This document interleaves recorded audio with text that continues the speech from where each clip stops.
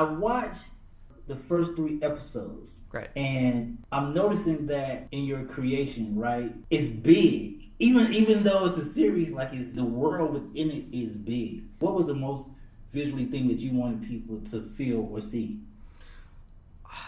You know, I like you always like you want to sell that sense of scale when you're working with big monsters, and like you want to show different points of view on the monsters that you're familiar with, so that there's something unique for the audiences to really see. Like one of the cool things that we worked on that I'm really proud of, the team that worked on it, was this one shot going up Godzilla's spine while he's standing next to that island, right, in the 3rd episode. And it's in the shot in the trailer. And, you know, that was like, you know, seeing all that water splashing against him, and like seeing the dorsal fins up close in a way that you'd never seen them before. It was like when the storyboard from the director came in, I'm like, oh, this is going to be great. We're going to get all this cool detail in here, and we're going to mess around with this so much. It's going to be awesome.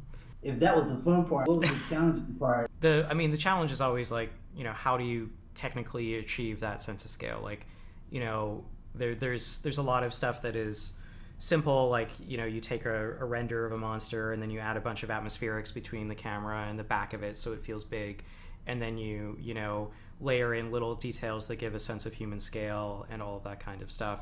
But then, you know, you look at an image sometimes and it's not quite working, and you like, okay, we need to break up the lighting and make it look like there's cloud filtering through. It's a really detail oriented process, and like the bigger something gets, the more details you need to make it feel authentic.